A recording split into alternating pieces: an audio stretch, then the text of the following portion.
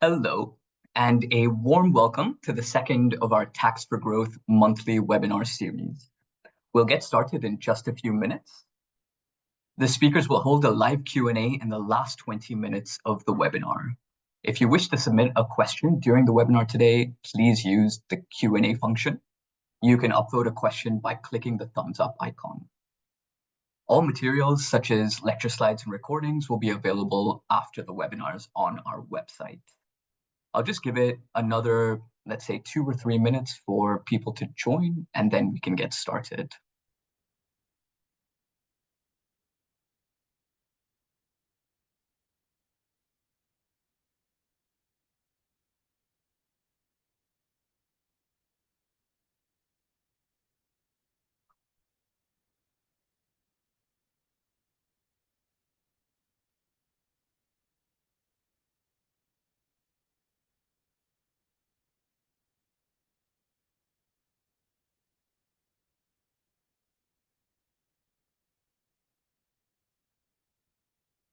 For anyone that's just joining the call now, we'll get started in just a few minutes. We're just going to let people join the webinar before we get started.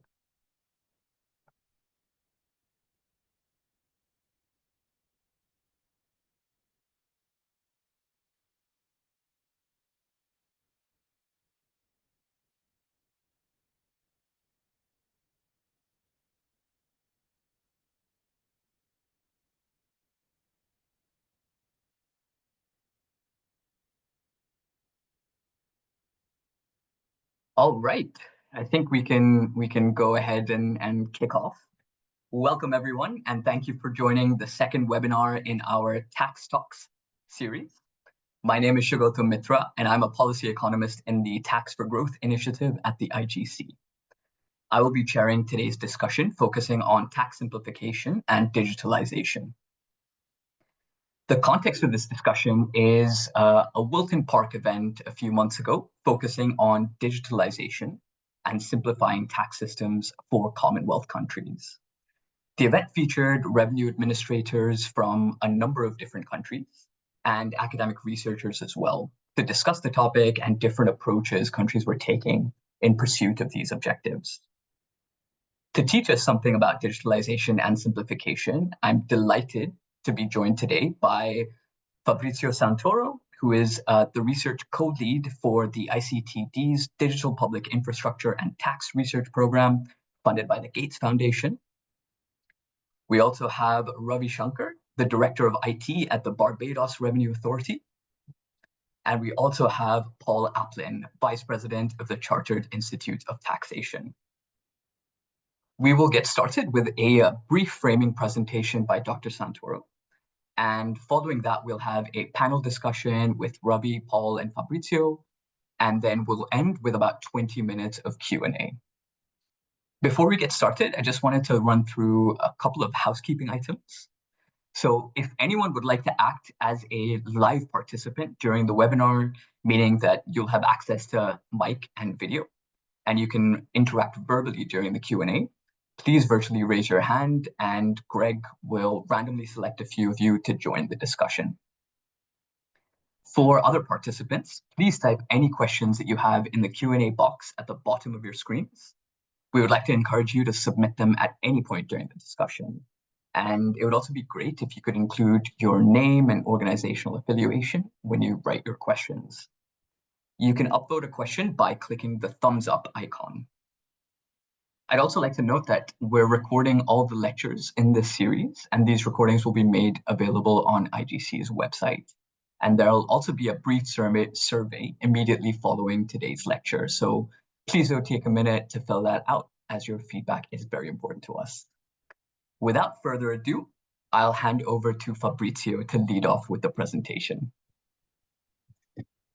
Hello, Shagata. Hello, everyone. Thanks so much for being here. And I also want to thank IGC for having me. I will share my screen. Just a sec. I'm going to go full view.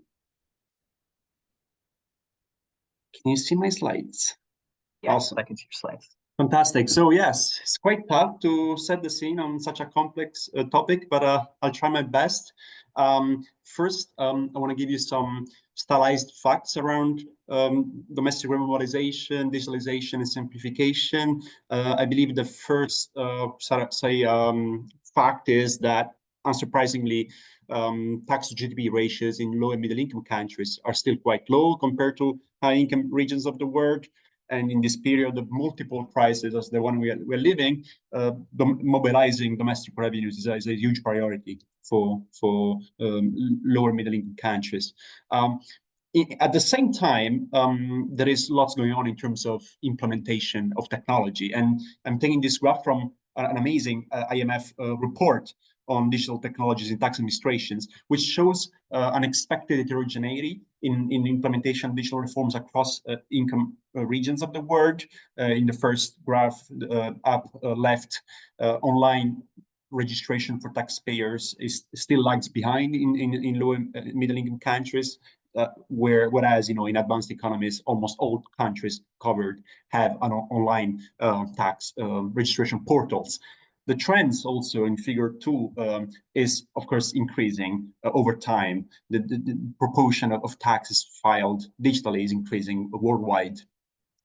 When it comes again across regions, low in figure 3, developing regions of the world are still lagging behind. Only a minority of taxes are filed online, while of course situation is quite different in advanced economies. What I like more is, I think, figure 4, which shows how when it comes to invoicing and electronic fiscal devices, lower middle income countries are actually performing quite well at the same level of more advanced economies. Another interesting graph is this one from the Doing Business database, the World Bank Doing Business, which is about the time it takes in hours per year to comply with tax matters, comparing 2006 to 2020, so for 15 years.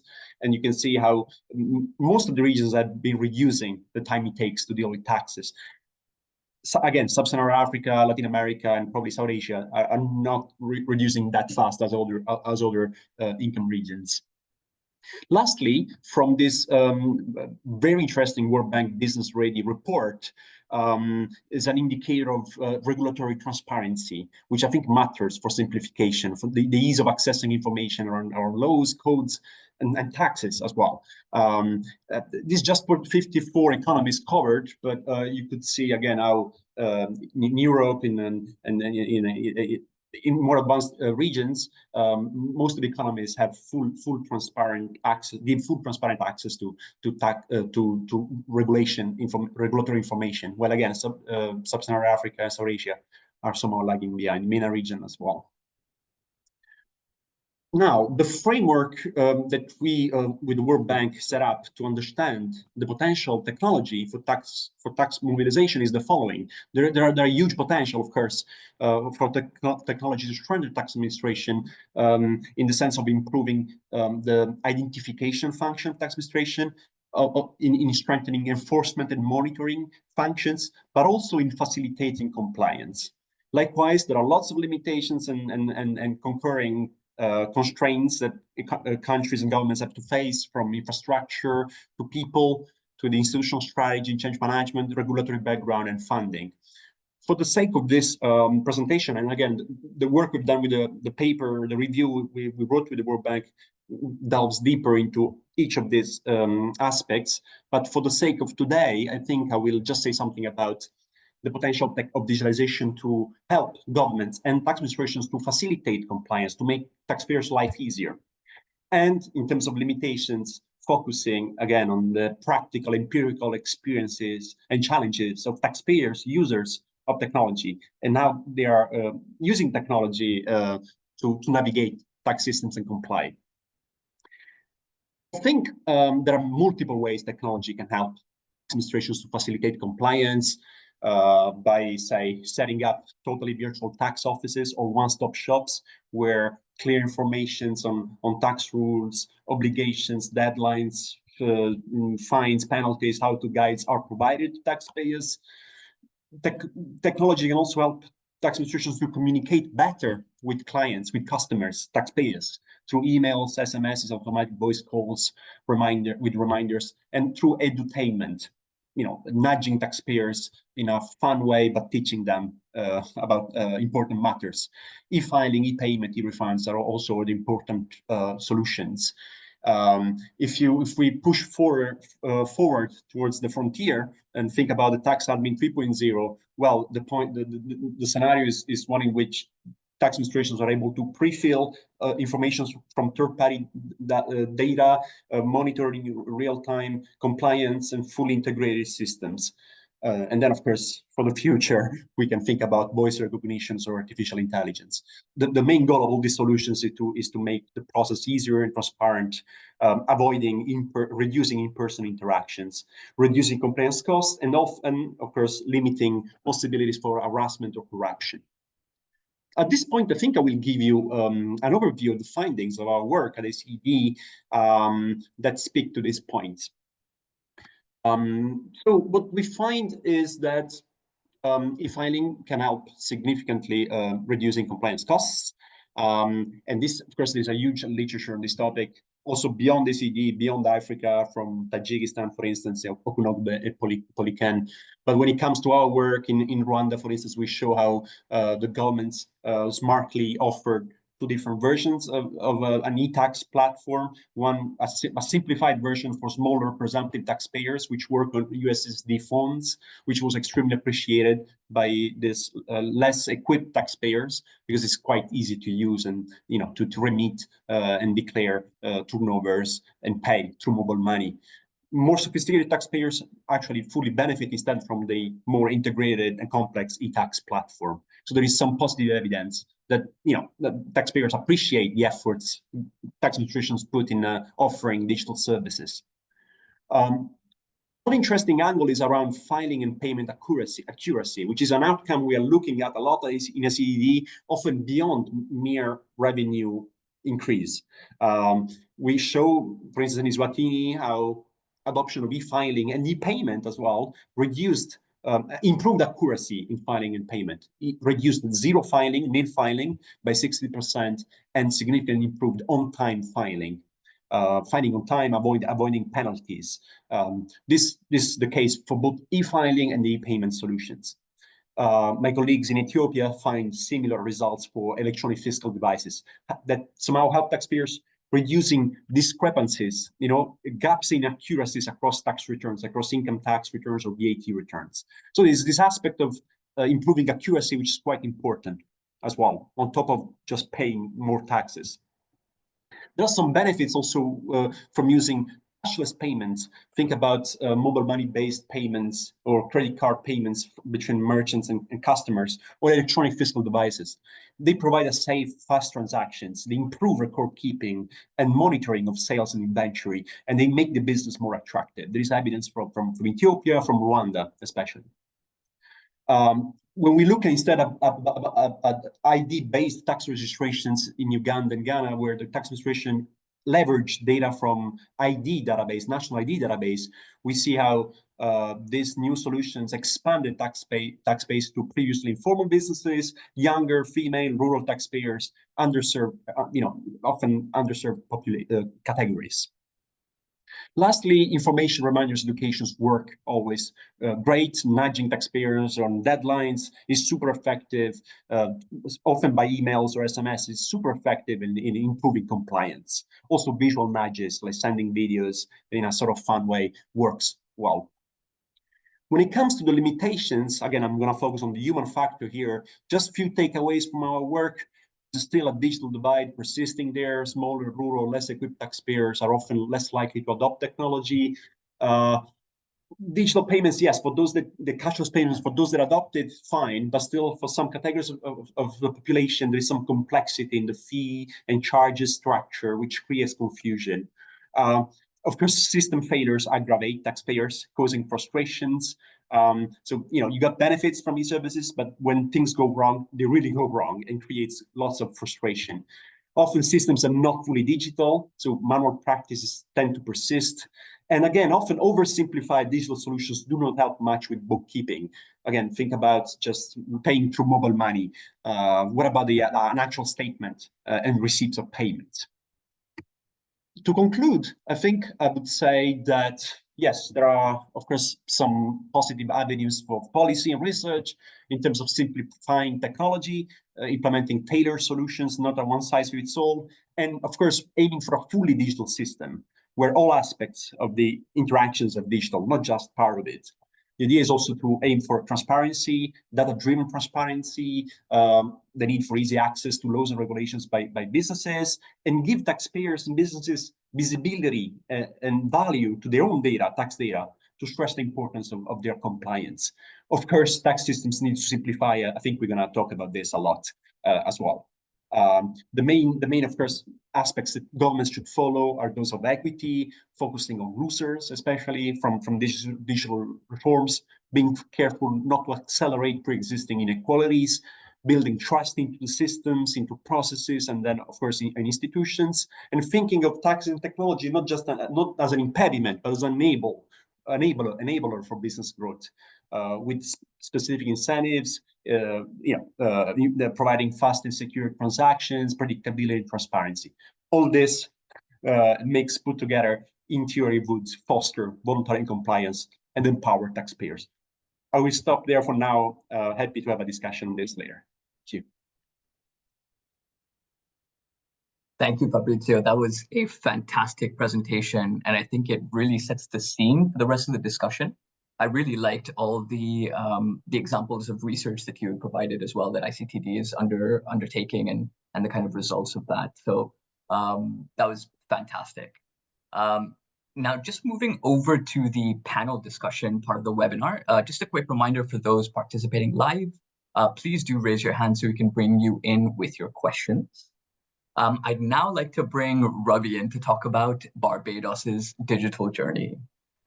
So small island states often don't have the same budget for tax enforcement and digital transformation as larger economies. So I'm curious, Ravi, how has Barbados approached tax digitalization, and have you kind of focused on simplification in any way?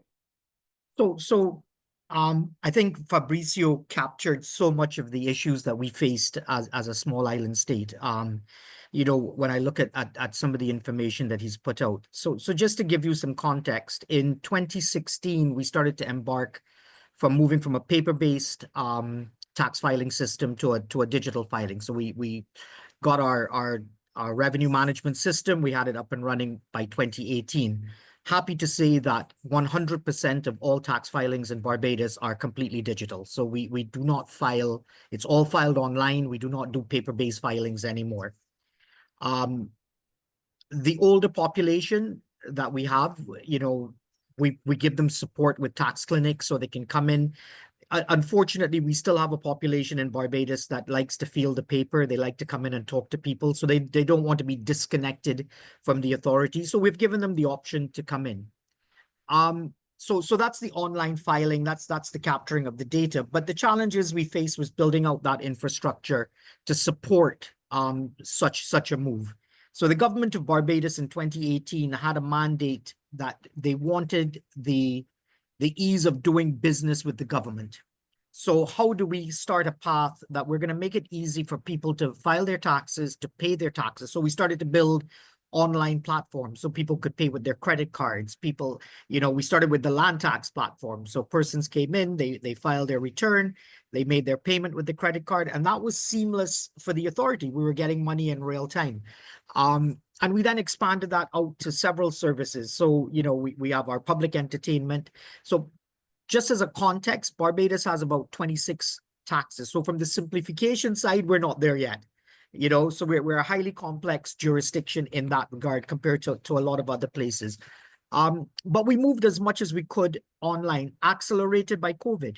So remember, when we couldn't interact in person, we had to again figure ways of bringing people, because at the end of the day, our job is to support the economy of Barbados. Just because of COVID, it doesn't mean the government can stop receiving funds that are due to them, because that's part of keeping the function of government working. So again, we moved a lot of the payments online. Yes, Fabrizio hit something on the head when he said that challenges faced are IT outages, which we've suffered, because the load on our infrastructure, once you start this transformation, sometimes you build without really thinking, can my infrastructure handle the volume of persons that will be filing? Again, it's a learning curve. We're correcting those issues, but Barbados moved away from that whole paper-based system to an online system. However, we still do things manually. So, we're slowly getting persons to give us their bank account details so that we can do payments directly to their bank accounts. However, not everyone does it. So we issue checks still, but we're trying to move away. We are now in the process of allowing persons to download their receipts online, so we don't have to mail receipts out. Where I've been challenged a little bit is that the legislation hasn't caught up with the technology. So we find, based on the legislation, we still have to do some manual processes, print certain receipts, print certain invoices, because the law says it must be like this. So even though the technology might have moved ahead, the law is still catching up. So we've had a few challenges where that is concerned. But overall, we've found that the country has been very receptive to this move. It's saving us from having persons standing in line for a day, 50 people in front of them, where they're just trying to make a simple payment. But yet they have to line up, they have to go through the process. So again, the digitization has really been effective where that is concerned. I think once we start from the compliance perspective, Barbados also, because we've become a natural data lake, ingesting so much data from so many different avenues, we've started to become a data-driven organization, which in the past, it was all gut feeling. Now we're taking that data and we're analyzing it, and we're saying, hey, we kind of now understand what people are doing. We now have that information.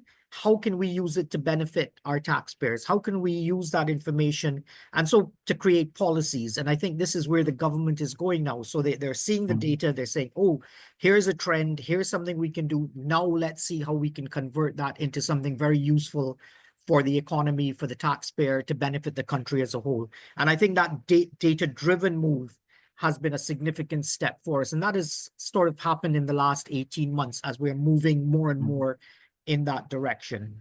But like all emerging economies, we have a large untapped taxpayer base. And I think taking some lessons that I've seen from Fabricio's work, I think we need to sort of see how can we simplify the payments. So for those small businesses, where effectively we become their accountants. And we just capture money at source, because we know the challenges that they face. And as humans, naturally, if it's too hard, I'm going to really avoid it. So I think, again, how do we make it as easy as possible so people can interact? So we're looking at this, and we're taking ideas that we've seen around the globe from some other countries that have managed this a lot better. And I think that's going to be our next big move. How do we expand the taxpayer base and bring that sort of undocumented underground economy into the mainstream, where then they can gain benefits of being part of the mainstream. Again, not to penalize them, but more to bring them into the financial community, into the financial fold. So I think that sort of sums up Barbados in a whole. That was a fantastic kind of trip through Barbados' digitalization journey. And what really struck me as well, Ravi, is your comment about the Revenue Authority becoming a data lake.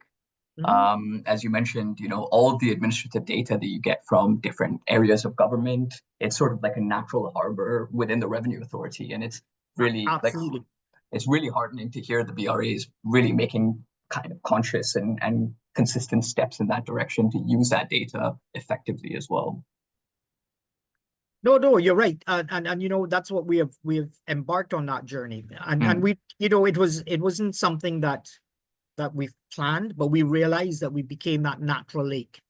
And so because of that, we've become the focal point for the Ministry of Finance. We're like, well, why are you chasing in silos everywhere when we have it all sitting with us? Let's create an infrastructure that we can share it now with the rest of government, and sort of become a data-driven entity, or a data-driven government where policies, where action plans can be devised based on something tangible, as opposed to where it was before, where it was like, I woke up this morning and I feel like, it's raining outside, so I'm going to give a 5% tax rebate or whatever it is. This way now we have the hard evidence to support whatever actions the government is doing. And I think that also opens up transparency, because it's no longer based on I like you today, or it's based on hard facts that we can actually utilize to say, this is why we have made this decision. Fantastic. Now that's so interesting. Now, I would like to also bring Paul into the discussion as well. And Paul, you've had a ringside and an active seat in the UK's digitalization and simplification journey. First, as the tax advisor who filed the UK's first online tax return, and then as a member of the now abolished Office of Tax Simplification in the UK. So as an advisor to the private sector for most of your career, but also advising government on tax matters, how transformative has digitalization been for compliance and tax administration in the UK? And in your opinion, what can other countries learn about this process in the UK? I think digitalization has been hugely transformative in the UK. If I just give you a quick run through of some of the areas that have been digitalized and what I think are the big lessons. If we think about the OECD report, Tax Administration 3.0, so we've got Tax Admin 1.0, a paper-based world, 2.0, digitalizing existing forms, 3.0, making better use of data, using it in real time, building compliance into taxpayers' software and natural systems. If I use that as the background, our big jump in the UK from Tax Administration 1.0 to 2.0 was back in 1997, when personal self-assessment returns were digitalized. And you're quite right, I did file the first one, and I remember back then people saying this will only ever be for the very simplest cases. Complex tax affairs could never be dealt with in this way. Well, here we are 28 years later, and 98% of personal tax returns are filed digitally. Nobody would want to go back to that Tax Administration 1.0 world. What were the big advantages for me as a tax advisor? Well, firstly, no rekeying of data. What I keyed in was the very data the tax authority received. I didn't have to key everything in, print out a piece of paper, send it in the post, and have someone else rekey it and make mistakes. That was a huge advantage. Virtually no paper in this process. That was a massive advantage, not just in paper, but in photocopying, secretarial time, certainty. When I pressed the button, I had a response within a second to say that the return had been received. If I put something in the post, it could be weeks or months before I knew that it had arrived. So that was a big jump. HMRC, the UK Tax Authority, then looked at digitalising various business tax returns. But whereas personal returns were voluntary, e-filing was voluntary, for business tax returns, the decision was this has to be mandatory. So in theory, we've got 100% e-filing rate. In practice, it's probably 98, 99%. That again was Tax Administration 2.0. Also for limited companies, for incorporated businesses, back in 2010, those returns and the computations with them had to be done tagged in IXBRL, so that there was a first step to HMRC looking for data in a format that could be manipulated through XBRL rather than XML. Then perhaps a step towards another step towards Tax Administration 3.0, real-time information for payroll reporting in around 2013, 2014. And also picking up an idea you've raised, Ravi, of government departments sharing data. Because as a citizen, I don't want to share my data with one government department and then be asked for exactly the same data by another and another. I just want to share it with government. I don't think about departments as a citizen, as a taxpayer. So the thinking behind real-time information reporting for payroll was, firstly, instead of reporting your payroll at the end of the year, you reported it on or before the point at which you made a payment to an employee. That information was then shared with the Department for Work and Pensions, which administers state benefits, so that if you received universal credit, a state benefit, your universal credit payments could take account of your employment income pretty much in real time. That was a big jump, both in terms of moving towards real time and sharing information between departments. Probably the next innovation was the HMRC app. So I can pay my taxes using my HMRC app. It's really easy. I can see my tax information for the last 5 years or so on the app. If I'm employed, I can see every individual payment my employer's made to me and the tax deducted. And one thing that I shared at Wilton Park, with sharing the information on my personal tax app, was it actually shows how my tax for any particular year has been spent by government. It shows to the penny how much has been spent by each government department. So that's a brief history. Where we are now is looking at a system called Making Tax Digital, where the self-employed and property owners will have to make quarterly returns of their information to HMRC. The idea being that that will make them keep their records more up to date. And as a practitioner, I know that's a classic frustration. People who don't keep their records up to date. This is a move towards keeping records up to date, and also maybe giving government information that if we were ever to have a repeat of COVID or a similar disaster, government would have up-to-date information to enable it to support businesses based on their actual needs. So again, a move towards tax administration 3.0. And I suppose the other element of this, just briefly, is digitalisation and simplification. If I split simplification into two things, simplifying tax law, well, that generally keeps going back into the too difficult pile.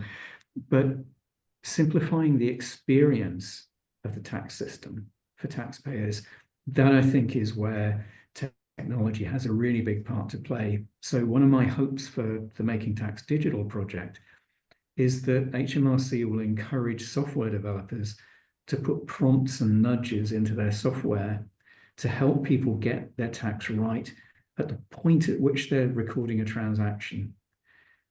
That's got to be far better than getting something wrong and the tax authority finding out in a year or 2 years' time on an inquiry. Let's help people get it right, not penalise them for getting it wrong. And the last element of simplification, again, is about the experience. And that's using information that the tax authority already holds, or information that it can get power to go out and acquire to pre-populate my tax return. So when I look at my app, all I have to do is scan the information that the tax authority already knows and say, yes, I agree, or no, I don't agree with this bit. For me as a taxpayer, that is a hugely preferable situation to me having to find out all the information and report it and maybe be challenged by the tax authority. If the tax authority tells me what it already knows, and I simply have to check that it's what I believe is right, that's a completely different experience. So while I think simplifying legislation is generally in the too difficult box, simplifying the experience for taxpayers is an area where technology has absolutely vast potential, and especially with the advent of artificial intelligence as an everyday tool rather than an occasional tool. Absolutely. That's so interesting as well. And I think we've got like a really interesting kind of snapshot of Barbados's journey, the UK's journey, and also Fabrizio's fantastic framing presentation of kind of just a broader sweep of research. So I wanted to kind of turn back to Fabrizio and just sort of maybe broaden out the discussion a little bit. And you mentioned this during the presentation, of course, but I'm keen to kind of tease out maybe some general best practices you've seen during your research, and kind of what those are, and maybe some of the we did kind of mention this, and I know that Ravi has also kind of expanded on this, but maybe we could talk a little bit more about some of the recurring challenges that you see in some of your research as well. Yes, thanks. So best practice, I think this it's very difficult to answer these questions because I believe that each context, each country has a unique journey towards digitalization, simplifications, and solutions, that are successful in India, for instance, maybe that cannot be necessarily successful in Barbados or in the UK and all that. And actually, it's quite important point that policymakers should consider, especially during this period where there is this frenzy towards, say, imitating what other countries are doing. Again, India success stories when it comes to digital public infrastructure is brilliant, but it's not. It's something done throughout decades of work. And so probably I think those countries that got it best have been able to do some smart sequencing of implementation with incremental steps.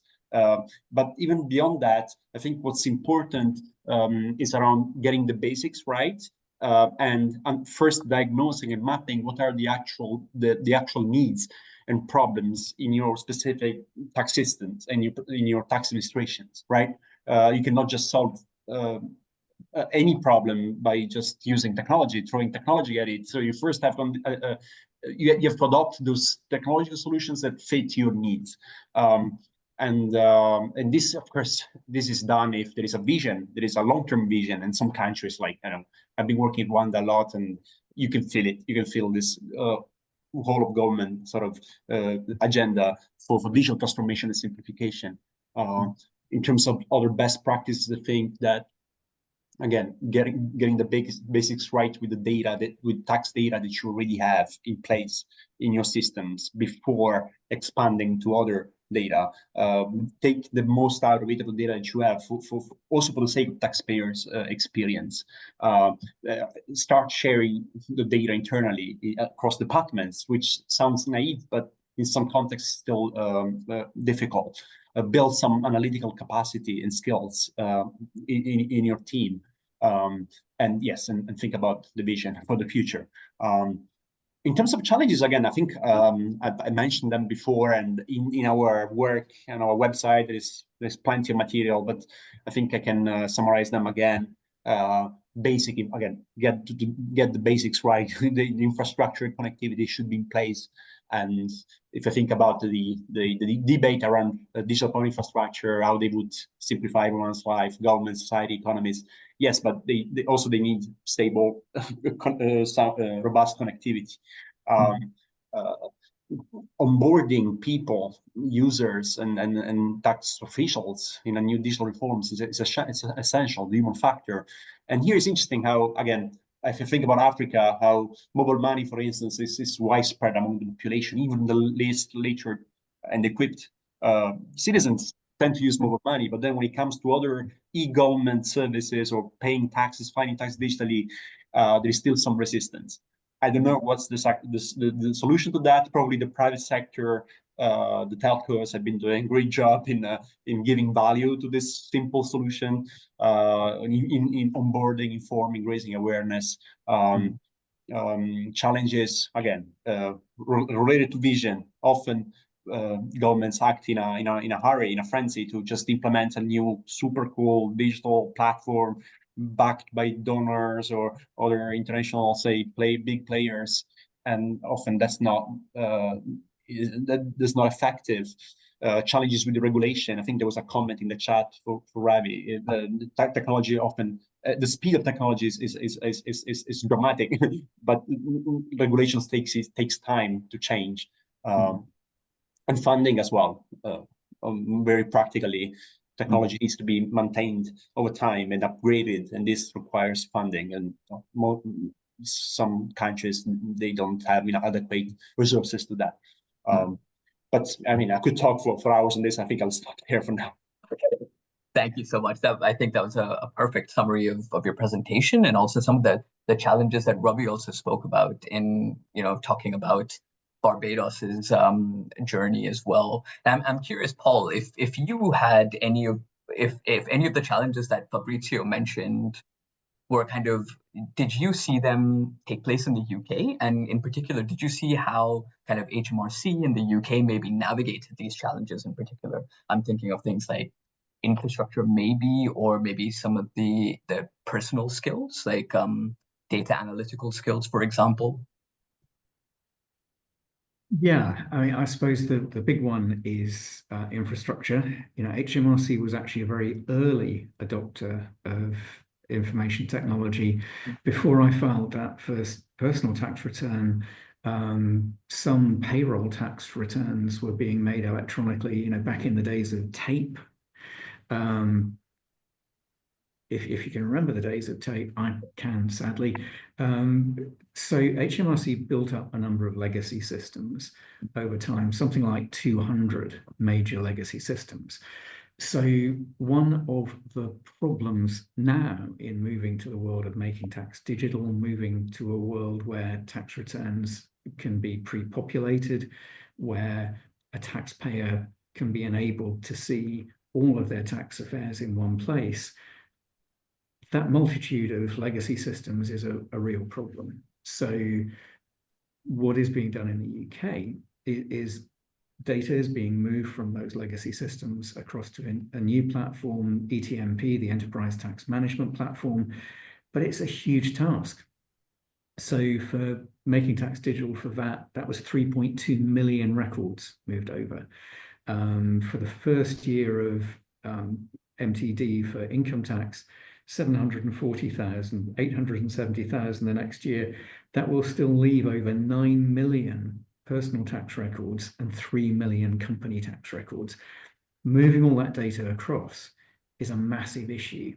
So for early adopters of information technology, the legacy system issue is a huge problem. But it's got to be done, because until you can get all that information in the same place, you can't provide the holistic, joined up experience that does help a taxpayer see the tax system as easy to navigate. So that is a big issue. It's an ongoing issue. That data transfer is going to be going on for years here. But the prize ultimately is huge. That is the step that will enable us to get truly into the tax administration 3.0 world. Fantastic. So we have about 20 minutes left of the webinar. I just wanted to thank the panel for a fantastic discussion so far. We are going to open up the webinar for Q&A. I know that our fantastic panelists have been answering some questions in the chat already. So let that continue. Maybe for those of you participating live, please do raise your hand so we can bring you in with any questions if you have them. While we kind of look at some questions, I think Ravi is answering one of Laura's questions. Maybe Ravi, do you want to maybe answer it vocally? I'll just read out the question. It would be great to hear about what infrastructure might be needed to best move towards this digital world, such as servers, data scientists, etc. And would input from researchers have been useful in your experience in making such infrastructure more accessible? So the answer is yes to all of the above. I mean, let's deal with the researchers part. Researchers have exposure to multiple jurisdictions, to multiple tax authorities. They see things that we don't. And so the input that you're getting, for want of a better phrase, best practice, but they're actually picking up that information. So I think research is critical for what we as authorities are trying to achieve, because we get siloed. We have our blinkers on. We tend to see the problem directly in front of us and sometimes don't have the ability to see outside. Where we face a few challenges in regards of data and this whole infrastructure is data sovereignty. Because of the nature of the data, and you take a country like Barbados, where we don't have an on-prem data center, we don't have an Azure or Google or whatever. So, we have to rely on sending data out to other jurisdictions. So the restriction is I can't do it. So therefore I buy servers and I try to build the infrastructure locally, but I'm not scalable. I don't have that ability to quickly react to the need for more infrastructure. If there's something that happens and I need to expand my IT infrastructure needs, I need to place an order. It's a 12, 15-month process. Whereas if I was in the cloud, I would have the ability to scale very quickly from that respect. So again, what we are looking at here in Barbados is more of a hybrid mode. So non-critical data, maybe we can move that to the cloud so that we can do our analytics on it, etc., but keep our sensitive data on-prem. So again, looking at a hybrid model there. And data scientists, we need them because we're moving again from this world of gut feeling to a more mature model where we're doing data analytics, but we're also doing predictive modeling, where now we can look at the future and say, hey, based on certain criteria, the data scientists are matching and putting together. What can we do? Can we make a change? Do we reduce our VAT? Do we increase our VAT? What would be the impact on the country if we did this? Barbados has built out a fiscal risk unit as part of the government, and they work heavily with us because, again, what that unit is there to do. What happens if we have another COVID? What happens if there's a storm in the UK where that's our main source market, and no one can fly to Barbados for the next 6 weeks? What do we do? How do we model around it? What contingencies can we build? And so this is where we're moving. So the need for data scientists, absolutely. And they're going to become an integral part of any tax organization. I think Paul said something that really resonated with me. The onus is now shifting from the taxpayer to the tax authority to get it right. When we pre-populate, we're the ones who are saying, this is what we believe for you. So that onus has shifted now. So a taxpayer now is no longer feeling as though if he gets it wrong. No, it's if I get it wrong as the authority, as opposed to the other way around. And I think that shift will hopefully see a better sort of interaction with the authority, because now persons won't feel as though all the burden is on them to prove, whereas we are also sharing that burden with them to get it right. That's fantastic. Let me just take a look at some of the other open questions.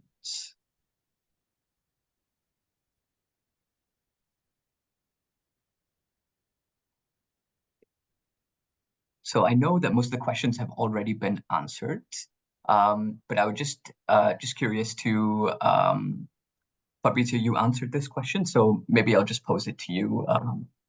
There's a question that says, is there a well-known study which demonstrates correlation between tax rates and tax compliance? This would be intuitively true, but empirical evidence would confirm this axiomatic truism. Thank you. Yes, no, as I said in the chat, there is huge academic literature showing how, especially when it comes to thresholds in tax rate schedules, taxpayers will just react in the most strategic and offsetting ways, often bunching below the thresholds, under declaring strategically, and that's been documented consistently across continents. I think there is some literatures around the role of exemptions and deductions, and how that they can be misused to reduce tax compliance. So yes, I think I posted there some evidence from South Africa, but I can probably find a literature review to share on this topic. It's lots Thank of you. there. No, that's fantastic. Let me bring Twibwe in. I think she has her hand raised. Thank you, Shogota, and thank you to the panelists for a wonderful and enlightening discussion. I have a couple of questions that I wanted to pose. I wanted to start with Ravi and just sort of referencing something that you spoke about during your remarks. You spoke about how increasingly you are accessing more and more taxpayer data. You're becoming sort of like a data lake, was the expression I think you used. I mean, that kind of alludes to the fact that technology can be somewhat invasive, like it can get very personal details of taxpayers. How are you building trust and confidence with taxpayers about how their data is being used, and how are you getting them to trust you with their data? So that's a question for you. For Fabrizio, one of the things with tax authorities when they're rolling out these systems or they're digitizing is that they usually think that the rollout of some technology, whether it's EFDs, whether it's e-filing, they usually think of it as it will increase revenue by X amount. There's usually a lot of excitement about that. Do you have any findings about how much digitization has actually increased revenue? So for example, previously we collected X amount with a paper system, now we're collecting Y with the digital system, and digitization has led to the increase. Is there a number? Should we think about a number, or should we just assume that it's welfare improving and therefore take it as a given? Then one final question for Paul. I know I'm on thin ice now. Yeah, you talked a lot about user experience, and I think really that's the way that things should go, and it sounds really great. Are there areas, for instance, where HMRC can make further improvements, or where you feel like there's still a bit of a gap where they could perhaps do a little bit more? Thank you. Okay, so I'll take the first piece from the privacy element. So we're guided by our Privacy Act, and we are very transparent in how we use personal information. You know, so we declare it. We try not to we don't share the information. We redact it. We anonymize it. But we're very transparent in telling the taxpayers what we do with their data. However, here's a challenge. If I'm doing analytics on the telecom sector, as an example, and I'm trying to use that information, I have 2 telco providers in Barbados. It isn't going to be rocket scientist to figure out who I'm talking about, you know, and so this is where we're challenged in how we use that data because of being a small island, you know, where I only have 2 entities that operate in my jurisdiction. So therefore, one of the 2, you know who it is. So again, you know, we've had to try to balance that. But what we have aimed from the outset is to be very open and transparent with our taxpayers. You know, we have ensured that any information we share is anonymized. You know, so that we don't end up in a situation where an individual can be picked at. So for instance, you know, if the Ministry of Finance says, you know, give me the list of the 100 taxpayers that owe money to the government, you know, we can give a list of 100 taxpayers, but we'll never tell you who is who. We'll mesh that data together to show you what the deficit is and go with that there. So we've been very stringent in that regard and protecting our taxpayer information. I hope that answers that question. I think so. That was a great answer. Thank you, Ravi. Maybe Fabrizio. Yeah, no, great question. I think probably, you know, the IMF report that I mentioned before produced some cross-country, say, evidence around the impacts of technology for increased revenues. And now, of course, each specific case study provides some estimate, which could vary really from a minimum, I don't know, a few percentage points increase in tax collected to substantial amounts. Especially if I think about digital technologies in property tax collection, it's also quite it's often more successful in raising more revenue than in the, you know, the national level digital solutions. But yes, there are significant evidence from Rwanda, Ethiopia, Eswatini, also countries where that didn't work at all. So at the end, I don't have an exact figure. Probably it's a good idea to create a database with all these studies and quantify. Yes, but it's extremely varying. Fantastic. Paul? Sorry, you might be mute. Yes, I was indeed. You see, I'm not very good with technology. Well, I am sometimes, just not today. In terms of the experience and what, you know, what's a problem? What could you have done better? I think making tax digital is a perfect example. It sounds like an absolutely rock solid proposition that if people keep their records closer to real time, those records are going to be more accurate. I absolutely agree with that. Anyone who's given tax advice would agree with that. However, to make the jump from that to saying, and if their records are more accurate, they will pay more tax and we'll be able to close the tax gap some more. That doesn't follow. It's a non sequitur. What I saw advising small businesses is that the mistakes they made in terms of omitting things, they generally omitted expenses. If they wanted to hide revenue, that was as easy. That's as easy in a digital world as in an analog world. So I don't think it necessarily follows that if your records are better, you're going to pay more tax. You might pay less. But that doesn't mean I think that the Making Tax Digital program's a waste of time. I think there is real potential for increasing the tax take, but that potential is by putting prompts and nudges in the software. It's by helping people to stop making mistakes. It's by helping them to avoid doing things that they would otherwise do because they don't have the tax knowledge, because the tax system is so complicated. If you can use the software to help them get it right, then I think you can actually increase tax revenues. So I'm kind of violently agreeing with HMRC that digitalising tax records is a good thing, but I completely disagree about why it's a good thing and where the extra revenue will come from. And that kind of takes me back to a point that you've heard me speak about before, Ravi, and Twitway, so have you. I think it's really important to share the problem you're trying to solve with stakeholders rather than sharing a partial solution. If revenue authorities were more willing to say, look, here's the problem we think we've got. A, do you agree that's the problem? And B, if you do, what are your thoughts about solving it? We could probably come up with different solutions. We could deliver faster and potentially at much lower cost. But sadly, that's not always the way it happens. Fantastic. That was a fantastic answer as well. We're coming right up to the end of the hour. I will just maybe pose a forward-looking question for everybody that's been posed in the chat, which I'll read out now. Do you believe that running AI modeling would help alleviate some of these resource constraints if there are readily available models that can churn out the data analysis, etc., particularly incorporate all the different elements such as ocular image recognition for things like reading receipts? Do you think that is feasible or workable?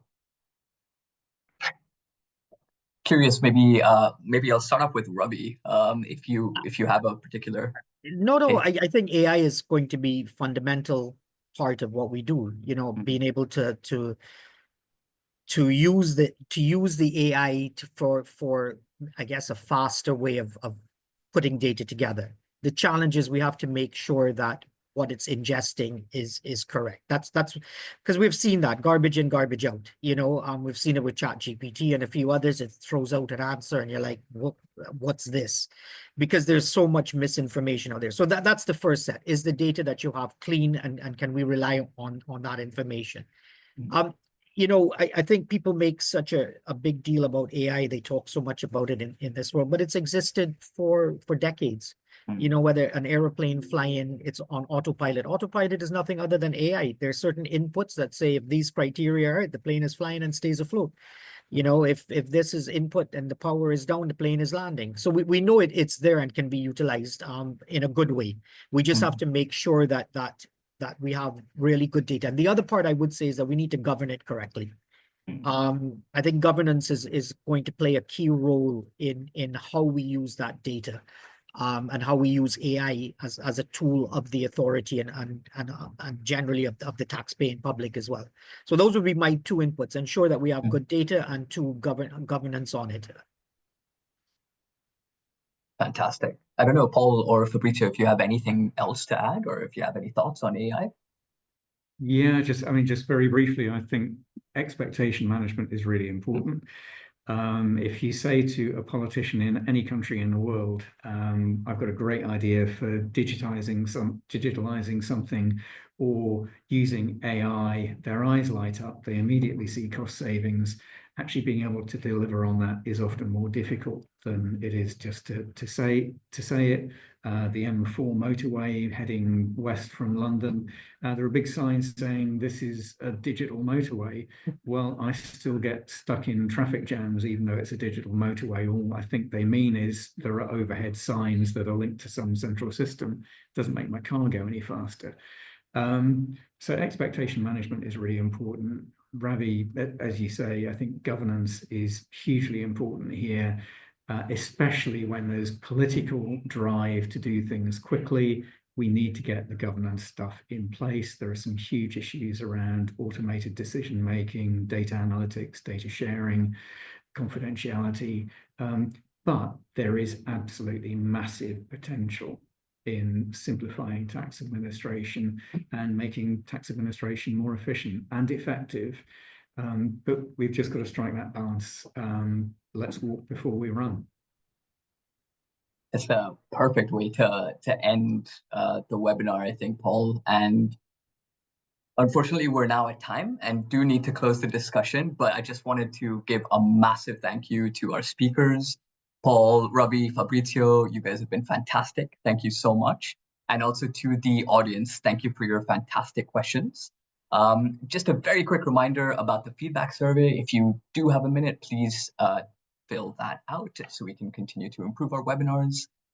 Thanks again, everyone. And we really look forward to seeing you at our next tax talk next month. Until then, I will see you soon.